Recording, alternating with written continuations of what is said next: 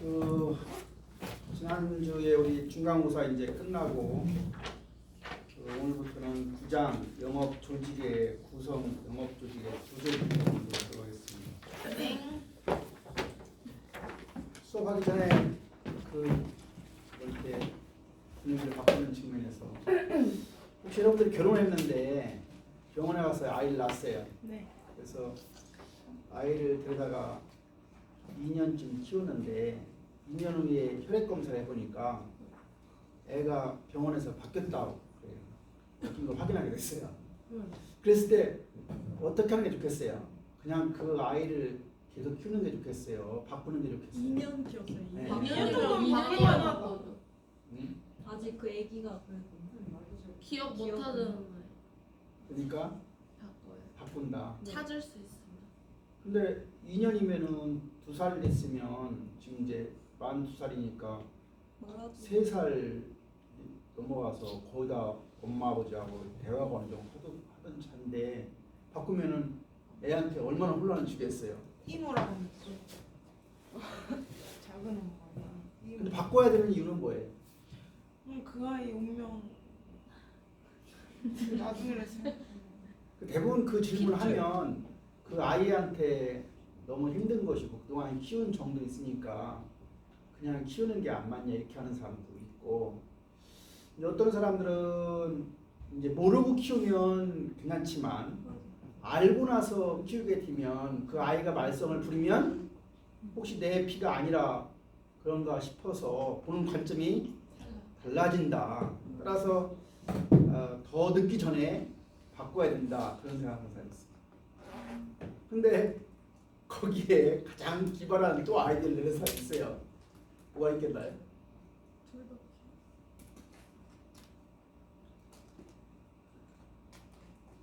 이선주 뭐가 있겠어? 재미나게 하는 차원에서. 재미난.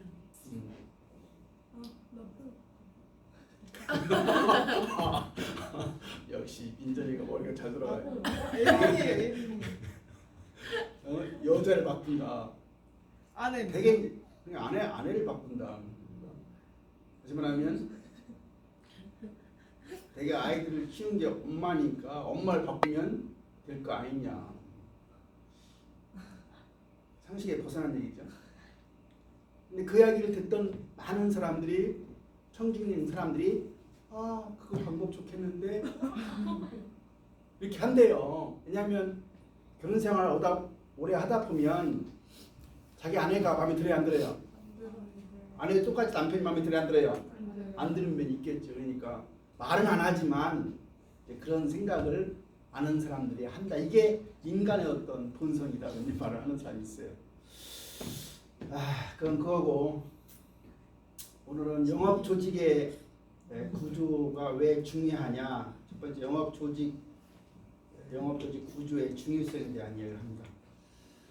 우리가 기업이나 어떤 조직은 전략을 수립하게 되는데 그러한 전략을 잘 수립하고 그 전략이 어떤 행동, 실행으로 이제 이어지려고 하면 결국은 조직 구조가 잘 만들어져야 됩니다. 그래서 조직 구조라고 하는 것은 어떤 전략의 수립이나 어떤 실행에 가부역을 하기 때문에 중요하다. 사실은 이제 그 조직 구조 안에 근무하는 사람도 중요한 사실, 그렇죠? 어떤 사람이 그 조직을 책임을 지고 있느냐 하는 것과 관련되어 있습니다. 그래서 조직 구조의 가교역할 측면에서 그림을 보면 목표가 먼저 수립이 되면 목표를 갖다가 효율적으로 달성하기 위한 방안이 전략이니까 전략을 수립하게 되고, 그 전략이 수립된 전략을 잘 실행하려면 조직의 구조가 잘 세팅돼야 되니까 조직 구조화는 전략의 수립과 전략의 실행 가운데서 가교역을 한다 그런 말입니다.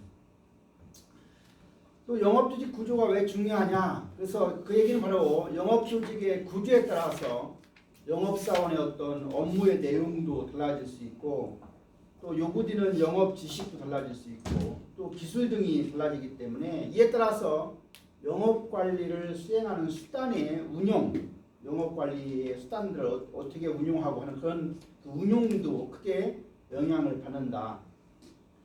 그래서 이 그림을 보면 영업조직의 구조는 결국은 영업사원의 업무의 내용이나 요구되는 지식이나 기술 등에 영향을 주고 또 그런 것들은 영업관리 수단의 운용에 영향을 주어서 결국은 이제 영업관리 수단이 여러 가지가 있죠. 채용을 어떻게 하느냐, 교육훈련을 어떻게 하느냐, 성과평가 어떻게 하느냐, 보상, 동기 유발 이런 것들에 각각 서로 관련이 된다.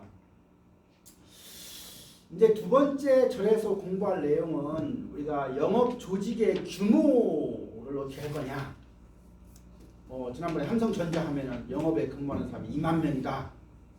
현대자동차에 근무하는 사람들, 현대자동차에서 그 자동차 파는 사람들 몇 명 되겠어요? 하여튼 몇만 될 거예요, 몇만. 네. 몇만. 왜? 자동차는 대개 그 대리점을 통해서 팔죠, 그렇죠? 네, 대리점을 통해서. 그래서 영업 조직의 규모를 정하는 것과 관련해서 첫 번째는 총 판매액을 예측하는 걸 통해서 이제 하는데 그 얘기는 뭐냐면 총 판매액을 예측하면 이제 다음 연도였던 판매액을 예측하고 나서 이를 영업사원 1인당 평균 판매액으로 나누어서 필요한 영업사원의 규모를 계산한다. 예를 들어서 현대자동차가 1년에 얼마 정도 파나요? 잘 모르겠는데 여하튼 현대자동차가 적어도 적어도 순이익이 1조는 될 거니까 1조가 큰 거 같아요? 1년에요? 1조 넘겠죠. 1조 이상 될 거면 여러분들이 삼성전자가 영업이익이 얼마예요? 많을 때는 1, 4분기에 13조까지 갔었어요. 이번 3, 4분기가 7조 1천억이에요. 7조 1천억. 이익이 영업이익이 3개월 동안에 7조예요. 7조. 여러분들 1조라고 하는 돈을 갖다가 만 원짜리로 쌓아놓으면요. 이 교실에 들어가요? 안 들어가요? 다 못 들어가요. 1조가. 그러니까 삼성전자가 1년에 3, 4분기가 7조씩 하면 얼마예요? 28조가 영업이익이에요. 제조업체 중에서 지금 이 세계에서 가장 큰 기업이 삼성전자니까 아마 그 현대자동차도 영업이익이 아마 1조가 된다고 하면 영업이익이 1조면 한 10%가 영업이익이다 하면은 10조니까 현대자동차가 10조 넘겠죠. 그러면 한 사람이 자동차 판매를 얼마 차느냐? 100억 하냐? 100억이면 자동차 몇 대예요? 10억이면 몇 대예요? 한 3천만 원짜리 차라고 하면 1억이면 세대 아니에요? 세대. 그렇죠? 네. 그렇게 계산하면 나오죠. 그렇게 해서 우리가 총 판매액 다음 연도에 총 판매액을 영업사원 1인당 평균 판매액으로 나누면 이제 영업사원의 규모가 나오게 하는 방법이 바로 총 판매액 예측법이다. 그러니까 우리가 총 판매액이 안정적으로 예측될 수 있고 매우 간편하게 적정 영업사원의 수를 우리가 산출해낼 수도 있다는 점이 이 총 판매액 예측법의 장점이라고 볼 수 있습니다. 따라서 이 총 판매액 예측법은 어떤 시장이 안정적으로 인해서 판매액이 크게 변동이 심하지 않을 뿐만 아니라 회사의 영업 전략에도 큰 변화가 없는 경우에 이 총 판매액 예측법이 잘 활용될 수 있겠다. 우리가 총 판매액이라고 하는 것은 영업사원의 수만 영향을 받는 게 아니라 여러 가지 다른 변수에서도 영향을 받죠. 그래서 영업사원을 과수하게 또는 과다하게 책정할 가능성이 높은 게 이 총 판매액 예측법의 단점이 될 수 있습니다. 그래서 영업사원의 수를 공식적으로 이렇게 만들어 보면 예측되는 총 판매액을 영업사원 1인당 평균 판매액으로 나누는 거로 우리가 계산한다. 두 번째 우리가 영업조직의 규모, 즉 영업사원의 수를 정하는 것과 관련해서 매출 반응법이라는 게 있어요. 매출 반응법. 영업사원의 수가 증가할 때 매출이 증가하는 정도를 기준으로 하는 거예요. 그러니까 영업사원의 수를 증가하면 매출이 잘 증가한다 라고 하면 영업사원의 수를 잠깐 늘리겠죠. 결국. 근데 영업사원의 수를 증가해도 매출이 증가하는 것은 어느 한계가 있다. 더 이상은 증가하지 않는다. 이제 그런 걸 고려하는 거예요. 그래서 우리가 총 판매액의 증가 속도는 그렇죠. 총 판매액이라는 게 영업사원의 수를 늘린다고 해서 무조건 올려가지는 않겠죠. 그래서 총 판매액의 증가 속도는 어느 시간 일정한 시점이 지나면 점점 우리가 체감하는 경우를 볼 수 있습니다. 그래서 영업이 가장 높은 매출이 나올 수 있는 고객, 구역, 제품 등을 대상으로 우선적으로 이루어지기 때문에 그런데 여기서 한계 비용이라고 하는 것은 한계 판매 지점에서 최적 영업사원의 수를 결정한다. 이 그림을 보세요. 이 그림 보면 영업사원의 수가 이렇게 늘면 결국 이제 총 비용은 증가해요. 총 비용은 이렇게 영업사원의 수에 비례해서 증가하고 총 판매액은 영업사원의 수가 늘면 기울기가 상당히 급하게 올라갑니다. 올라가다가 여기쯤 가서부터는 이제 상당히 체감하죠. 그래서 여기서부터는 더 증가해도 뭐 오히려 떨어지거나 더 이상 증가를 안 해요. 그러면 최적 영업사원의 수라고 하는 것은 요 총 비용선하고 이 총 판매액선에서 가장 거리가 많은 것이니까 결국은 요 지점이겠죠. 그래서 결국은 이 기업의 경우에 가장 영업사원의 수를 얼마로 하는 게 좋으냐는 것은 최적 영업사원의 수는 이 정도의 규모를 가지고 가는 게 가장 바람직하다 그런 얘기죠. 그런 이야기가 바로 매출 반응법에 대한 얘기입니다. 시장이 안정되어 있고 영업사원의 활동에 매출에 가장 많은 영향을 미치는 경우는 영업사원의 영업관리자의 판단에 의존하기 때문에 방문 횟수나 매출의 관계를 추출할 수 있다. 이 그림을 가만히 보세요. 이제 현재 수준이 이 수준이에요. 현재 방문 횟수가 이 정도 방문하고 있어요. 이 정도 방문했을 때 제품 A는 이 정도 팔리고요. 매출이 팔리고요. 제품 B는 이 정도 매출이 팔려요. 그랬을 때 만약 현 수준보다 영업사원의 방문 횟수를 갖다가 그동안에 10번, 1년에 10번 했는데 5번으로 줄여요. 50% 줄인 거죠. 줄이게 되면 B 제품이 이렇게 되고 A 제품이 이렇게 돼요. 대개 현 수준보다 이제 적은 경우로 가지는 않게 되게 이제 뭐 50% 증가하는 경우 가봅시다. 하면 50% 증가하면 A 제품 같은 경우는 상당히 이 기울기가 급하게 올라가죠. 여기서 급하게 올라가요. 급하게 올라가는데 요 B 제품 같은 경우는 거의 그 기울기가 급하지 않게 완만하게 올라가는 형태를 취하고 다시 또 50% 더 증가시키면 제품 B는 그냥 밋밋하게 거의 뭐 유사하지만 그 나름대로 A라고 하는 것은 상당히 또 올라가요. 그렇다고 하면 지금 이런 어떤 방문 횟수를 고려해서 매출액이 얼만큼 증가하는가 그 기울기를 가지고 우리가 적절하게 매출 반응의 형태를 보면서 영업사원의 규모를 천정하는 게 매출 반응법으로 볼 수 있습니다. 그 다음에 또 한 가지 우리가 영업조직의 규모를 계산할 때 업무량 분석법이라는 게 있어요. 회사 전체 차원에서 영업과 관련된 업무량을 전체를 산출하는 거예요. 산출해서 한 사람의 영업사원이 실제로 수행할 수 있는 영업 관련 평균 업무량으로 나누게 되면 적정 영업사원의 수를 산출할 수 있겠죠.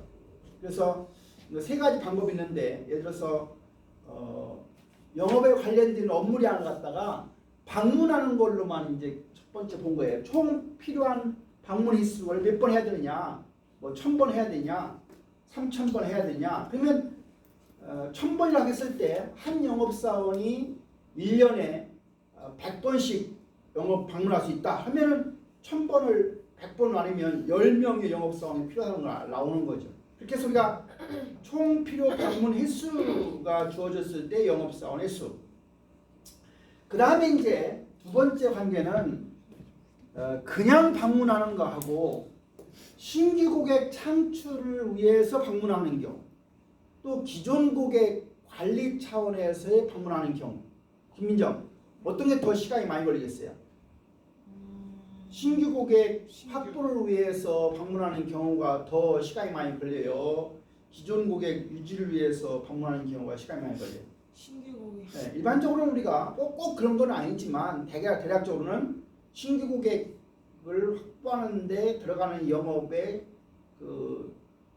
거기에 쏟는 정성, 시간, 노력 이런 것도 많겠죠. 네. 그렇다고 하면 이제 신규 고객 확보를 위해서 총 필요한 방문의 수가 얼마냐? 그리고 신규 고객 한 명 우리가 할 때 얼만큼 들어가냐? 그거 나누면 우리가 영업사원의 수를 구할 수 있고요. 또 기존 고객 유지를 위해서 총 필요 방문의 수는 얼마고 기존 고객 유지 영업사원 1인당 평균 방문의 수는 얼마 이런 거 계산하면 이 두 가지를 더하면 우리가 총 필요 방문의 수니까 이런 걸 통해서 우리가 업무량 분석법을 통해서 영업사원의 수를 정할 수 있다. 이런 영업사원의 수가 정해져야 그 영업 조직의 규모가 이제 정해지는 거니까 이런 것들을 해보는 겁니다. 세 번째로 영업 조직의 구조를 어떻게 가져갈 거냐. 우리가 영업 조직 관리의 폭과 깊이에 대한 얘기입니다. 관리의 폭, 통제 범위, 영어로 우리가 SPAN, Span of Control이라고 해요. 김민정, 과장이 대리를 이렇게 관리한다고 하면 몇 명쯤 대리를 관리하는 게 좋겠어요? 네가 과장이라고 해봐. 그럼 너는 몇 명쯤 대리를 관리하는 게 제일 너한테 적정한 이런 것 같아? 4명. 4명. 임예리는? 10명. 조행이는? 5명. 근데 4명, 5명, 10명 나왔어요. 딱 보면 이제 누가 능력 있어 보여요? 10명. 10명. 그럼 네가 능력이 없어. 제일 없는 거 보이지.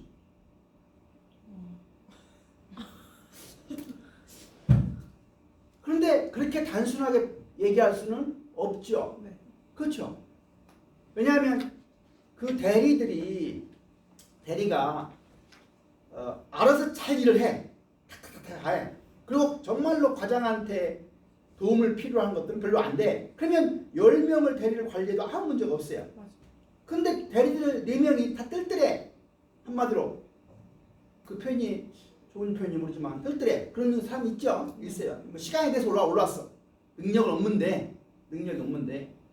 그러면 매번 할 때마다 과장한테 이거 어떻게 해야 돼? 저렇게 해야 돼? 이렇게 하게 되면 그 사람 한 사람 대리에 응대를 하려고 하면 시간이 많이 터지니까 결국은 숫자가 적어질 수밖에 없는 거예요. 그러니까 스페셜 관리 폭이라고 하는 것은 결국은 부하가 어떤 능력을 갖췄느냐, 또 그 업무가 상당히 제도화되어 있고 시스템화되어 있고 매뉴얼되어 있으면 잘 굴러가면 훨씬 더 많이 할 수 있는 거예요. 우리 수업의 규모도 그렇죠. 수업 규모가 여러분들 지금 작은 규모인데 몇 명 정도 듣는 게 제일 좋아요? 몇 명쯤 듣는 게 좋습니까? 20명. 그것도 가르치는 사람이랑 가르치는 달라요. 제가 옛날 지금부터 제가 대학 강단에 쓴 게 지금 올해가 많이 34년째 86년부터 제가 대학 강단에 썼으니까. 근데 대학원 박사과정 때 그 강단에 쓰면 어떤 학교는요 150명짜리가 있어요. 교실 진짜 큰데 마이크 붙잡고 하는데 150명이. 그래도 학생들이 잘 따라오는 데는요 아주 뭐 아무 문제 없어요. 그 시험 문제 낼 때 고통스럽게 왜냐면 어떻게 시험 문제를 내야 얘들이 못 풀까 그거 고민해야 돼요. 어떻게 잘못하면 똑같아 시험 답이 푸는 문제인데. 교양과학 이런 거 내가 150명씩 가르쳤는데 그때는 시험 문제 항상 내가 풀기 어려운 문제를 골라내야 이게 우열이 결정이 돼요. 근데 우리 1학년 지금 외국인 학생들이 포함되어 있는 그 수업에 엄청 힘듭니다. 엄청 힘들어요. 왜요? 왜 힘들겠어요? 네? 여러분들은 여기 몇 명 안 돼도 뭘 한번 이렇게 합창을 하고 하면 아주 탁탁탁 되죠? 안 되는 거. 안 되는 거. 엄청 힘들어. 다시 말하면 이 관리의 폭, 통제의 범위, 관리 깊이라고 하는 것은 이제 결국은 여러분 보세요. 이 관리의 폭은 통제의 범위인데 이건 관리의 깊이와 관련돼 위계의 수가 관련됐어요. 여기 지금 이 그림을 보면 두 개가 위계의 수가 어떤 게 많아요? 좌측이 많은 거죠. 위계라는 것은 계층이 많다는 얘기예요. 계층이 많으면 관리 폭이 많아져요, 적어져요? 적어져요. 저기 키워. 어떻게 돼요? 적어져요. 예? 이 위계의 수가 많으면 여기 보세요. 이렇게 하면 위계수가 작잖아. 그러면 이 사람이 여기 있는 거 다 관리해야 돼. 그러면 결국은 그 통제의 범위가 넓어지는 거죠. 네. 위계수가 납작할수록 플랫한 조직일수록 결국은 폭이 넓다. 통제의 범위 넓어지는 거예요. 네? 이렇게 계층이 많으면 이 사람이 두 사람만 관리원이잖아요. 근데 이렇게 위계가 작아지면 이 사람이 몇 개예요? 하나, 둘, 셋, 4명을 해야 한다. 그냥 우리가 관리의 폭이라고 하는 것은 위계의 수하고 관련되어 있는 거예요. 이해 안 돼요? 네. 이해 안 되면 내 책임 아니에요. 엄마 책임이에요. 위계의 수가 많고 관리 폭이 좁은 위계의 수가 이렇게 많고 관리 폭이 적어지면 이런 조직 우리는 이제 예를 들어서 집중화된 조직이라고 하는 이런 집중화된 조직이 되면 상위 하단이 잘 돼요. 위에서 이렇게 상위 하단은 잘 되지만 아래에서 이렇게 올라가는 하위 상단은 잘 이루어지지 않는 경우가 많다. 반대로 위계의 수가 적고 폭이 넓은 경우는 이제 이 경우는 분권화된 조직이에요.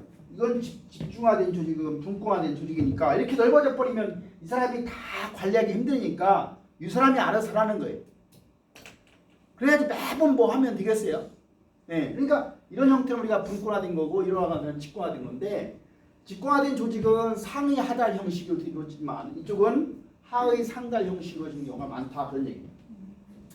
따라서 안정적인 환경에서는 집중화된 조직이 유리하고 변화가 많은 경우에는 분권화된 조직이 유리하다 그런 얘기입니다. 관리의 필요성이 클수록 상위 하달에 유리한 집중화된 조직이 적합하다는 이야기다. 그래서 관리의 필요성에 크게 영향을 미치는 요인이 뭐가 있을까? 직무의 내용이 어떠냐? 구성원의 숙련도가 있느냐 없느냐? 네? 구성원의 숙련도가 잘 되어 있으면 뭐 관리 뭐 얼마든지 많이 할 수 있죠. 커뮤니케이션이 쉬우면 관리폭이 넓어지는 것이 어려우면은 좁아진다. 성과 측정이 쉬우냐 어려우냐? 통제 수단이 있느냐 없느냐? 네?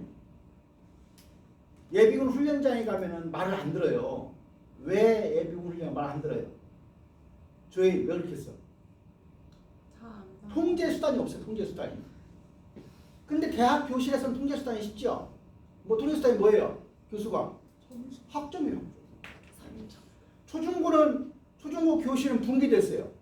왜 분기돼요? 시험 점수대로 성적이 나가요. 백화빈 그렇지. 네, 그러니까 초중고는요 학생들이 별로 뭐 선생님 말을 꼭 들어야 안 들어야 이유가 없어요. 근데 대학은 달라요. 대학은 주관적인 평가를 해요. A 학생하고 B 학생하고 답안지를 똑같이 비슷하게 써도 뭐 주고 싶은 마음이야. 네? 그거에 따라서 수가 걸리냐 걸리지도 않아요. 그럼 그만큼 권위를 인정해 준 거예요. 네. 그냥 대학은 중고등학교보다 훨씬 더 편하죠. 학생들이 말 잘 듣죠. 와서 뭐 졸아요? 중고등학교 졸으면 어떻게 해요? 내버려 두죠. 네. 대학은 졸으면 내버려 둬야 안 돼요. 내버려 안 두죠. 가끔 내버려 두는 아주 훌륭하신 교수님들 가끔 계시죠.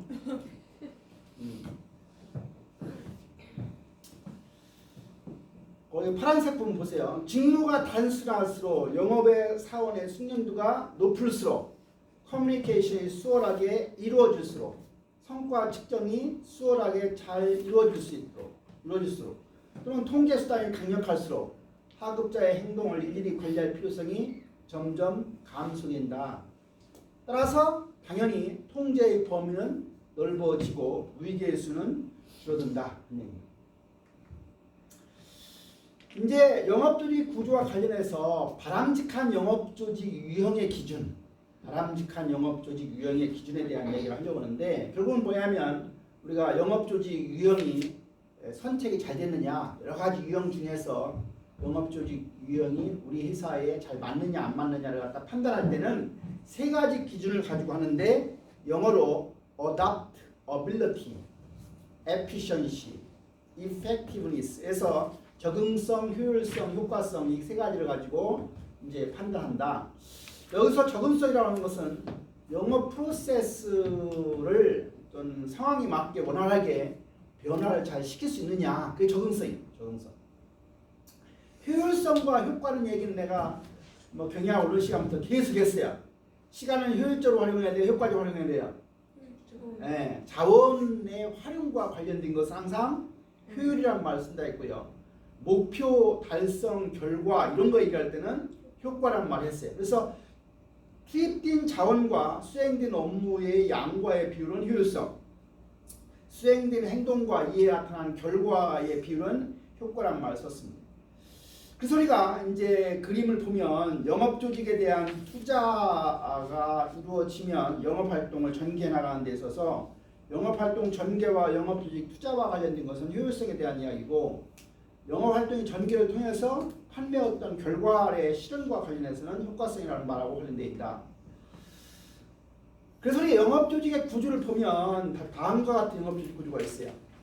일반적인 영업조직 구조, 예를 들어서 지리적 영업조직 구조, 뭐 서울, 경기, 뭐 충청, 뭐 호남, 뭐 영남, 뭐 강원 이렇게 우리가 이렇게 지리적인 영업조직 구조가 일반적인 영업조직 구조예요. 그다음에 특화된 영업조직 구조가 있고요. 혼합형 영업조직 구조가 있는데 여기서 특화된 영업조직 구조는 세 가지예요. 제품 중심 구조냐, 고객 중심 구조냐, 기능 중심 구조냐. 근데 일반적으로 우리가 내부 지향적인 조직 구조, 예를 들어서 지리적인 거라든가 제품별 구조에서 일반적으로 어디로 바뀌느냐, 외부 지향적인, 여기서 외부 지향적인 것은 고객 중심을 얘기해요. 그래서 대개 조직 구조는 내부 지향적 조직 구조, 지리적 제품별 구조에서 외부 지향적인 고객 중심 조직으로 변화되는 게 일반적인 추세다. 영업조직 구조의 그 세 가지 보세요. 고객 중심이냐, 제품 중심이냐, 지역 중심이냐. 그래서 아래에 제품 중심, 지역 중심이 시간이 흘러가면 고객 중심으로 가는 게 일반적이다. 지금부터 이제 하나하나 보도록 하겠습니다. 일반적인 영업조직 구조에서 많이 나타나는 지리적인 영업조직 구조에 대한 이야기예요. 여기 지금 칩 세일즈 매니저 CSO라고 되어 있어요. 영업의 총괄 담당 부사장이라고 합시다. CSO가. 그러면 총괄 부사장 밑에 A 영업 지역, B 영업 지역, C 영업 지역이 있고, 그 영업 지역 밑에는 뭐가 있어요? 지구라고 하는 말이에요. 지구 밑에는 구역. 뭐 회사에 따라서 용어를 좀 달리 쓰는 회사도 있지만 하여튼 지역이라는 게 가장 큰 거예요. 뭐 충청 지역, 뭐 호남 지역, 지역이 큰 거고, 지구는 이제 뭐 우리 같으면 시나 분단위가 될 수 있는 것이죠. 그 다음에 이제 뭐 그 아래에 또 나올 수 있는 것이죠. 그래서 우리가 되게 지역, 지구, 구역이라고 하는데, 되게 우리가 여기서 그 지역은 전체 무슨 권역, 뭐 영남 권역, 이렇게 권역에 대한 개념이고, 지구는 지부나 지점도로 되게 불리고, 지구에서 되게 영업관리자 능력자를